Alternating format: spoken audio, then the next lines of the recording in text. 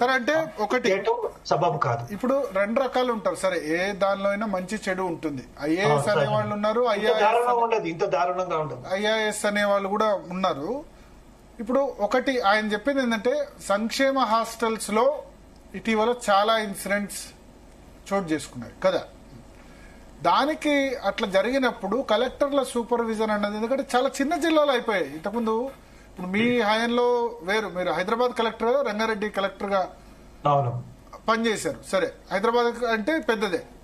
But ఇప్పుడు సిరిసిల్ల, నారాయణపేట, ములుగు ఇట్లా చాలా చిన్న జిల్లాలు ఉన్నాయి. చిన్న జిల్లాలు అయినప్పుడు అటువంటి చోట్ల కలెక్టర్లకు చాలా మంచి అవకాశం.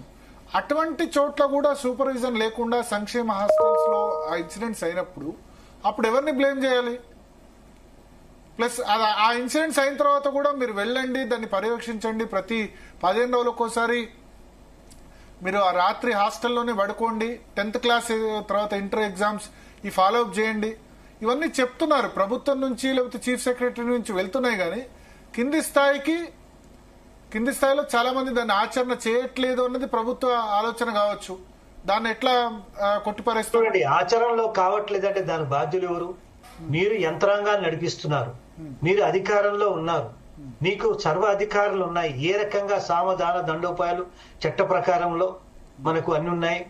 మనకు సివిల్ సర్వీసెస్ లాలోనే ఉంది ఏ రకంగా తప్పు చేస్తే వాళ్ళు శిక్ష అవుతున్న విషయం కూడా తెలుసు.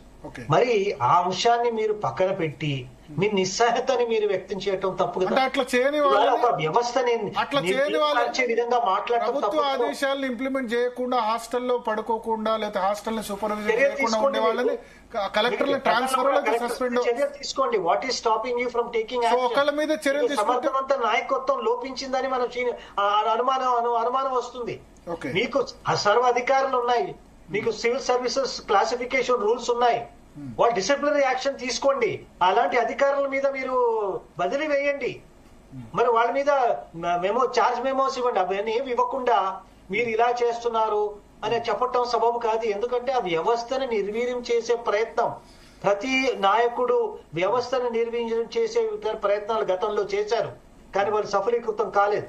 ఇవాళ ఈ స్టీల్ ఫ్రేమ్ ఐఏఎస్, ఐపీఎస్ అనే స్టీల్ ఫ్రేమ్ ఇట్ ఈస్ మనకు కాన్స్టిట్యూషన్ లో పొందుపరిచిన వ్యవస్థ. అది అందులో పొందుపరిచిన వ్యవస్థని మెరుగుపరచాలే కానీ దాన్ని హాని కలిగించే విధంగా, దాన్ని నిర్వీర్యం చేసే విధంగా మాట్లాడటం ఇది మంచి సాంప్రదాయం. కానీ వెళ్తున్నారా సార్ ఇప్పుడు మీ టైంలో ఉన్నంతగా ఫీల్డ్ విజిట్స్ ఉంటున్నాయా? ఎప్పుడు కలెక్టర్స్ ఎప్పుడు జనరేషన్ చేంజ్ అయిన కొద్ది వాళ్ళు కూడా ఆ ఏసీలోనూ ఆఫీసులోనే ఉండేందుకు ఇష్టపడుతున్నట్టు అనిపించట్లేదా? జనరల్ అక్యూజేషన్ భరత్ గారు, నువ్వు ఏసీలోనే ఉంటారు. ఇవాళ AC is not a luxury అండి, it's an essential tool for better performance and administration. ఇప్పుడు బయట టూర్ లో వెళ్ళా, కార్ ఏసీ ఉంటుంది, బట్ ఏసీ రూల్ దాటట్లేదు అంటారు. జనరలైజ్ చేసి మాట్లాడటం సబబు కాదు. మన 29 రాష్ట్రాల్లో పైగా ఉన్న రాష్ట్రాల్లో ఏ ముఖ్యమంత్రి కూడా ఈ రకంగా మాట్లాడట్లేదు. ఐఏఎస్ వ్యవస్థను, ఐపీఎస్ ని వాళ్ళని నిర్వీర్యం చేసే విధంగా, వాళ్ళ ఆత్మస్థైర్యాన్ని కోల్పోయే విధంగా మాట్లాడటం ఎవరు మాట్లాడట్లేదు. బహుశా దీని కారణం ఏంటంటే ఒకవేళ మీరు అన్నట్టయితే ఆదేశాలు ఇవ్వలేకపోతున్నారు. ఐఏఎస్ అధికారుల సంఘం దాన్ని ఖండించాలి కదా. ఐఏఎస్ అధికారుల సంఘం ఎప్పుడు సంధించాలి, అది సరైన సమయంలో చేస్తారు. కానీ వాళ్ళు ఇట్లా నగ్నంగా బయటకు వచ్చి చీటికి మాటికి చేసిన చిన్న చిన్న ఆరోపణలకి వాళ్ళు స్పందించారు. నేను ఒక్క ఐఏఎస్ లనే అనట్లేదు, సివిల్ సర్వెంట్స్ ఓవరాల్ గా ఐఏఎస్ గానీ ఐపీఎస్లు గానీ ఇటీవల కాలంలో 2010 నుంచి చాలా కేసెస్ లో ఇప్పుడు జగన్ ఆస్తుల కేసులో చిక్కుకున్న పరిస్థితి. ఇప్పుడు మొన్న for example Vijayawada Kadambari Jatwani female actor. So అటువంటి వాటిల్లో కూడా ఐపీఎస్ లు వితౌట్ ఓవరాల్ ఆర్డర్ తో వెళ్లి తీసుకొస్తున్న పరిస్థితి. చూడండి భరత్ గారు, మనకి ఇలాంటి అధికారులు అన్ని చోట్ల ఉన్నారు. కొందరు నిబద్ధతతో పనిచేసే అధికారులు ఎక్కువగా ఉన్నారు, కానీ ఇట్లాంటి చీడు పురుగులు ఉంటారు. వాళ్ళకి సరైన అవగాహన లేకుండా కానీ ఇటువంటి వాళ్ళు ఉండటం వల్ల మంచి ఐఏఎస్ లకు ఇబ్బంది కదా. పోస్టింగ్ల కోసం వాళ్ళు, లేకపోతే ప్రైమ్ పోస్టింగ్ లో, లేకపోతే కరప్షన్ గురించో, లేకపోతే మంచి దాని గురించో చేయడం వల్ల జెన్యున్ ఐఏఎస్ ఎవరైతే ఉన్నారో ముక్కుసూటిగా వెళ్లే వాళ్ళకి అన్యాయం జరగట్లేదా? ఖచ్చితంగా జరుగుతుంది, ఎందుకు జరగదు? అందుకోసమే కానీ ఈ రాజకీయ నాయకులు కదా వారు ప్రేరేపిస్తున్నారు. మాకు తొత్తులుగా పనిచేసే వాళ్ళకి అగ్రస్థానం ఇస్తాము, మంచి పోస్టింగ్ ఇస్తాము, వీళ్ళు కదా ఈ చెడు సంప్రదాయాన్ని ప్రవేశించారు. ఇలాంటి వాతావరణం అంతా కలుషితం చేశారు. వాడు ఏ మంచి ఉద్దేశంతో వచ్చి సర్వీస్ లో చేరతారు, ఉన్నతమైన విలువలు వేసుకొని వస్తారు. ఆ తర్వాత రాజకీయ ఈ వ్యవస్థ చెడిపోవడానికి రాజకీయ నాయకులదే పూర్తి కారణం రాజకీయ నాయకులదే అంటారా? ఖచ్చితంగా. ఎందుకంటే they are the policy makers. ఇవాళ పాలసీ పెట్టేది వాళ్ళు. యథా రాజా తథా ప్రజ. మీరు సరైన ఆలోచనతో పనిచేసి నిబద్ధతతో పనిచేస్తే ఖచ్చితంగా అందరు అధికార యంత్రాంగం.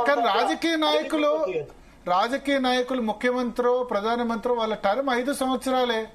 మీ టర్మ్ మీరు 22 ఏళ్లకు ఎలక్ట్ అవుతే 38 సంవత్సరాలు ఉంటారు. 30 ఇయర్స్ కి అయితే ఇంకో 30 ఇయర్స్ ఉంటారు. మినిమం 20-25 ఇయర్స్ టెన్యూర్ మీ చేతిలో ఉంటుంది, సివిల్ సర్వెంట్ చేతిలో.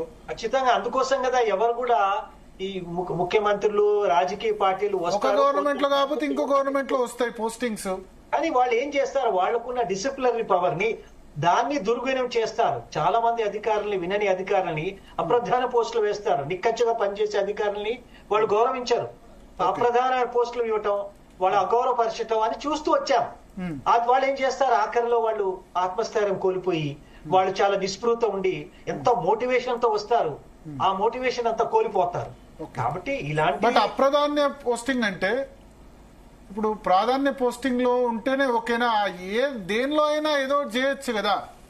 ఫిషరీ ఏదో ఏ పోస్ట్ ప్రధానమైన పోస్ట్ కాదు కించపరిచే విధంగా ఆ వ్యక్తి వచ్చి దానిలో కనీసం 2 ఏళ్ల పాటు కొనసాగించే సాంప్రదాయాన్ని గౌరవించని ప్రభుత్వాలు ఉన్నాయి. అదే వాళ్ళకి నచ్చని వాళ్ళని, డీజీపీని, కమిషనర్ ఆఫ్ పోలీస్ ని, కలెక్టర్ ని సంవత్సరం లోపట్టే వాళ్ళు బదిలీ చేస్తున్నారు. ఎందుకు చేశారు? కేసీఆర్ హయాంలో చేశారు. ఇది ఇష్టానుసారంగా చేశారు. దానికి బుద్ధి వాళ్ళు సరిగా తర్వాత తెలిసి గ్రహించారు వాళ్ళు చేసిన తప్పులని. సో నేను చెప్పేది ఏంటంటే ఐఏఎస్ అధికారులకు ఏ పోస్ట్ అయినా పని చేయాలి, దానికి వెన్న తీసుకొస్తారు ఏ పోస్ట్ కైనా. ఇప్పుడు మీరు అనేది ఏంటంటే ఇప్పుడు ఫీల్డ్ విజిట్స్ ఎవరైనా చేయని వాళ్ళని, లేకపోతే ప్రభుత్వ ఆదేశాలు పాటించి హాస్టల్స్ లో వాటిలో నిద్రించని వాళ్ళని ఏం చేయాలి? డిసిప్లినరీ యాక్షన్ అంటే వాళ్ళని ట్రాన్స్ఫర్ చేయాలా, సస్పెండ్ చేయండి. అసలు మీరు పర్యవేక్షణ సరిగ్గా లేదు. మీరు చీఫ్ సెక్రటరీ గారు ఏం చేస్తున్నారు, జిఏడి వాళ్ళు ఏం చేస్తున్నారు, మీ ప్రిన్సిపల్ సెక్రటరీ రెవెన్యూ ఏం చేస్తున్నారు? వాళ్ళు స్పష్టమైన ఆదేశాలు ఇవ్వండి. నిద్ర పోతున్నారా లేదా రిపోర్ట్స్ తెప్పించుకోండి. ఒకవేళ ఎవరు వెళ్ళిపోతే వాళ్ళ మీద అప్పుడు రెస్పాన్సిబిలిటీ చీఫ్ సెక్రటరీ సమక్షంలోనే రేవంత్ రెడ్డి కామెంట్ చేశారు. చేస్తారు, ఏముంది, అది సహజమే. ఆయన కింద పనిచేస్తారు కదా చీఫ్ సెక్రటరీ. ఓకే. సో ఇక్కడ క్రూషియల్ రోల్ ఎవరు? అధికారులతో పనిచేయించుకోవాల్సిన బాధ్యత ఎవరిది? చీఫ్ సెక్రటరీదా? ఇప్పుడు మనకు సమర్థమైన ఒక ఫార్ సైటెడ్ మెచ్యూర్ లీడర్ ఉంటే ఖచ్చితంగా చీఫ్ సెక్రటరీ ఆదేశాల మేరకే మేమందరం పనిచేస్తాం. కానీ overall policy direction, framework, ప్రేరణ ఇచ్చేది ముఖ్యమంత్రి గారు. ముఖ్యమంత్రి గారు ఎలాంటి వారు సంకేతాలు పంపిస్తారు ఆ రకంగా మొత్తం అధికారం పనిచేస్తుందండి. కానీ చీఫ్ సెక్రటరీ పాత్ర కూడా చాలా కీలకమైంది. ఇప్పుడు ఈ చీఫ్ సెక్రటరీ గారేమో she is going to retire in couple of months, ఏదైనప్పటికీ అది ఇంపార్టెంట్ కాదు. సమర్థవంతమైన చీఫ్ సెక్రటరీ ఆల్రెడీ ఆమె 2 సంవత్సరాలు ఉన్నారు. దాదాపు కేసీఆర్ గవర్నమెంట్ లో కొద్ది కాలం చేశారు. ఇప్పుడు కూడా 1 year 2 months అయింది, ఇంకో 2 months ఉంటారు. సో ఆయన ఎందుకు పాలన ఎందుకు గాడి తప్పుతుంది? ఇప్పుడు అది ముఖ్యమంత్రి గారు చీఫ్ సెక్రటరీని అడగాల. నేను అడిగాను, ఎందుకు జరగట్లేదు, మీరు సరైన నాయకత్వం ఇవ్వట్లేదా వాళ్ళని, ఎందుకు వాళ్ళని? దీనికి రెండో యాంగిల్ కూడా చెప్తాను. చెప్పండి. ఇటీవల మహిళా అధికారుల్ని కూడా ఈ గర్ల్స్ హాస్టల్లో రాత్రి నిద్రించాలని చెప్పారట. అవును. సో చాలా వాటిలో ఫెసిలిటీస్ లేవు, ఎట్లా అని వాళ్ళు ఇబ్బంది పడుతున్న పరిస్థితి కూడా ఉంది.